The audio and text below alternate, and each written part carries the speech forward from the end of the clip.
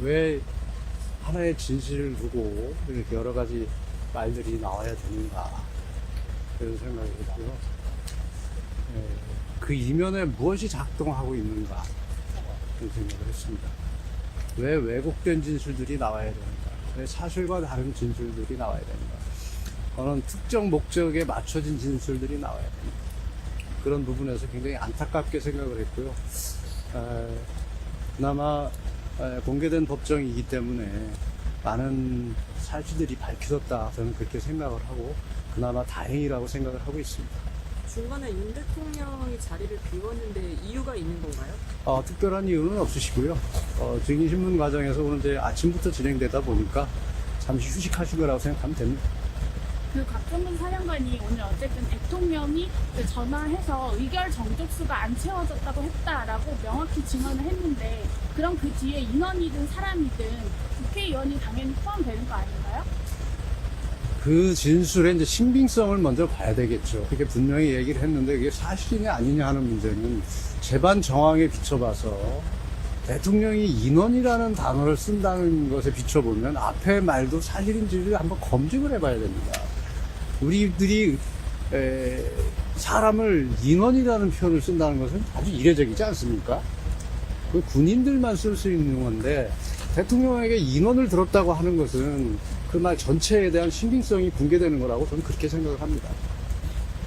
근데 맥락으로 따지면 의원으로 읽히기도 하는데, 그런데 아니, 맥락의 문제가 아니고 본인이 분명히 인원이라고 했다고 얘기하지 않습니까? 그리고 재판관이 질문을 하셨을 때도 분명히 의원이라고는 얘기 안 했다고 분명히 얘기를 하고 있잖아요. 그리고 곽종근 사령관의 어떤 조서나 여러 가지를 보면 그렇게 이해했다, 이렇게 진술을 해놓은 것으로 알고 있어요. 그런 것을 보면 인원이라는 표현을 대통령이 썼다? 이것은 전혀 앞뒤가 맞지 않는다. 그렇다면 그 앞에 있는 전체 말의 취지도 신빙성에서는 저는 무너지는 것이다, 이렇게 봅니다.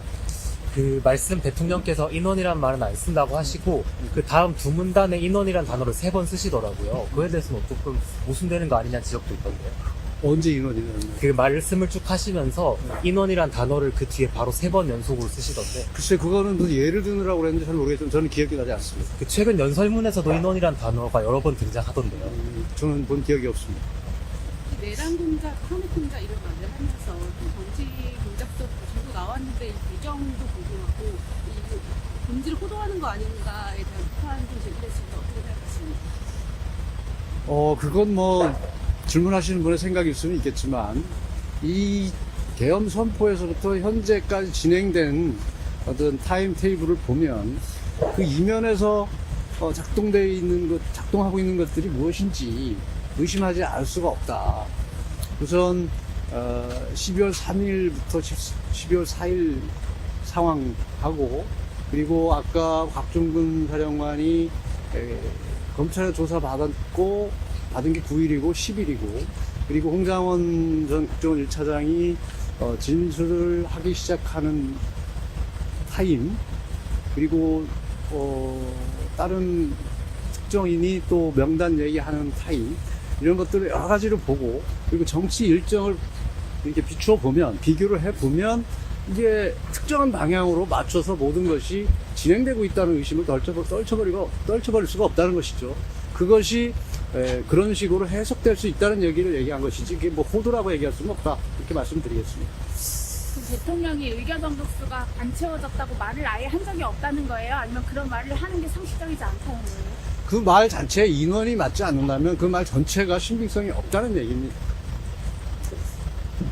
근데 그러면 앞서 피청구인 측은 이제 의원이 아니라 요원이었다 이렇게 주장을 하셨는데, 그러면 이 발언이 역시 일관성이 좀 떨어진다는 지적일 것 같은데요.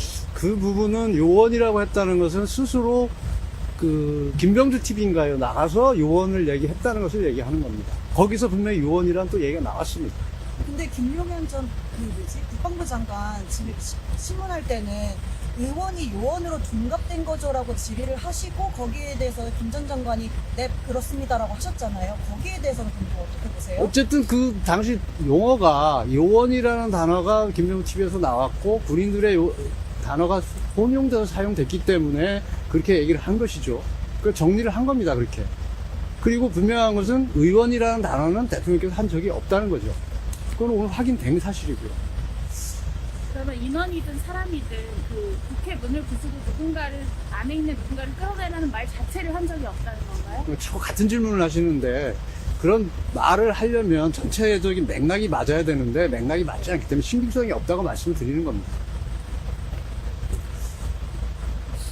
그리고 이 전체적인 사건 맥락을 보면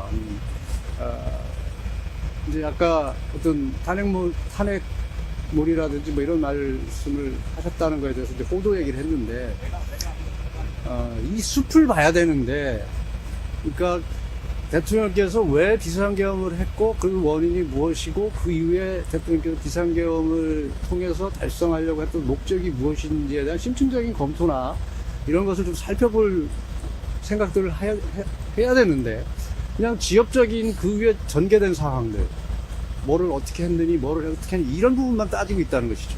그러니까 큰 틀에서 숲을 보고 판단을 해야 되는데 자꾸 안에 있는 나무가 어떻니 나무가 어떻더니 하다 보니까 숲을 놓치고 있는 겁니다. 그 대전제로 보면 끌어내라는 얘기를 하려면 그 적은 병력으로 불가능하다는 것이고, 끌어낼 것 같으면 의결을 막을 것 같으면 처음부터 완전 봉쇄를 할 것이지, 지금까지 이 탄핵재판에서 나온 증인 어느 누구도 사전 봉쇄를 했다는 진술을 한 사람이 아무도 없습니다. 그리고 계엄이 정확하게 어떤 계획을 가지고 치밀한 계획하에 가서 명령을 받고 갔다는 증인들도 아무도 없었습니다. 그야말로 대통령께서는 지금 현재의 국가 위기 상황이라는 판단 하에 이것을 바로잡기 위해서는 국민에게 호소하는 평화적 계엄을 구사했던 것이기 때문에 그게 전부 일치한다는 겁니다. 그런데 그게 사후에 진행된 상황들에서 진실이 어떤지는 공방이 자꾸 이어지는 것은 너무 안타깝다는 얘기예요. 아예 의결을 막을 것 같으면 봉쇄를 하고 아예 못 들어가게 할 것입니다. 근데 지금 그런 준비를 하나도 안 했다는 거예요. 인력이 군인이 그런 숫자가 거기에 병력이 출동하지 않았다는 겁니다.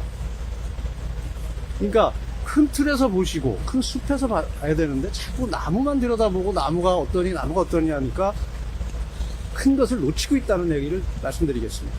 공작수사는 사실 오늘 처음 얘기한 거긴 한데 이게 변호인단과 상의된 건지 아니면 대통령님께서 아까도 많이 적극 상의했다기보다는 전체적으로 판단을 그렇게 하고 있는 것이고, 변호인들도 지금 그 부분에 대해서 증거 조사를 하고 우리도 다 증거 수집을 위해서 분석하고 판단하고 있습니다. 그 부분은 추후에 법정에서 의견서로 제출할 것이고 또 증거도 제출할 겁니다. 오늘은 여기까지 하겠습니다.